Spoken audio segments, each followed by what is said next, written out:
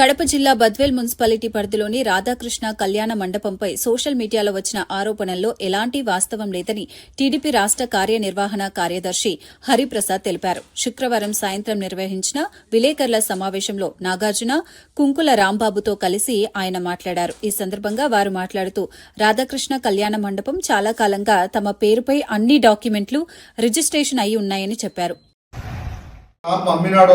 వాడు కూడా నేను అమ్మలేదు అని చెప్పి రిటర్న్ గా రాయించినాడు. కోర్టులో రాయించినాడు, కోర్టులో కూడా చెప్పినాడు.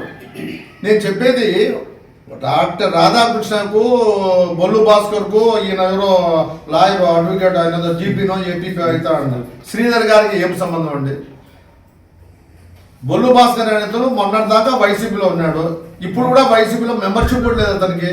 అతను దొరకపోయి మంత్రులు జరిగి వాళ్ళ దగ్గర చెప్పడం అనేది ఇంకా టీడీపీలో ఉండి టీడీపీకి మోసం చేసే వ్యక్తులు ఇటాటోళ్ళు. కాబట్టి మేము దీన్ని తీవ్రంగా ఖండిస్తున్నాం.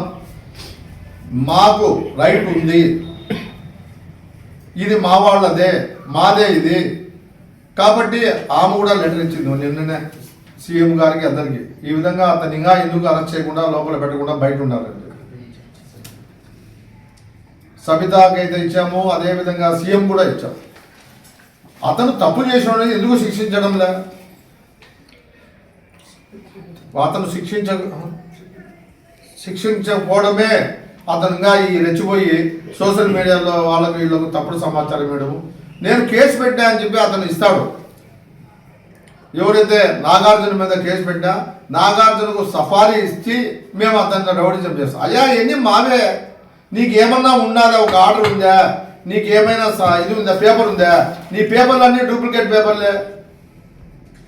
నీ పేపర్లన్నీ డూప్లికేట్ పేపర్ అయితే ఏ విధంగా నువ్వు వస్తావు? నీకు మెంబర్షిప్ లేదు. తెలుగుదేశం పార్టీ ద్వారా ఎటు పోయి నువ్వు ఏదో నేను తెలుగుదేశం అని చెప్పి అతను శ్రీధర్ బాబు తొడుగుని పోయి చెప్తాడు.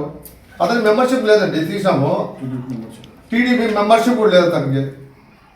అదేవిధంగా ఎవరైతే ఆదినారాయణ అనే వ్యక్తి ఇతనికి నాకు స్టాంప్ పంపినాడు అని చెప్పి ఇతను కోర్టులో ఇచ్చినాడో అతను రాయించాడు, నేను అమ్మలేదు స్టాంపు, నేను డాక్టర్ రాధాకృష్ణ మొహమ్మూలో చూడలేదు, ఆ నెంబరు 20 రూపాయలు, ఏదైతే స్టాంపు వేసిన నెంబరు అది 20 రూపాయల స్టాంపు మాత్రమే, మేము అమ్మలేదు, మేము వేరే వాళ్ళకి అమ్మినాము అని చెప్పి రాయించారు.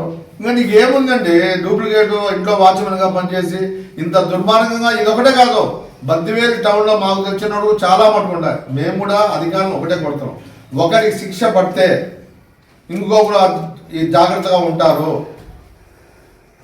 మనం శిక్ష వేయకుండా ఏదో చూస్తాంలే మళ్ళీ చూస్తామంటే తప్పకుండా వాళ్ళు ఇంకా రెచ్చిపోతారు ప్రజలు. కాబట్టి చాలా మటుకు డూప్లికేటే జరుగుతాయి అనేది మా దృష్టికి వచ్చినాయి. మేము ఒకటే కొడుతున్నాం, అతనికి ఏమన్నా ఉంటే మేము వదిలేసిపోతాం. అతనికి ఏమన్నా ఉంటే అతను మాకు బంధువు కాదు,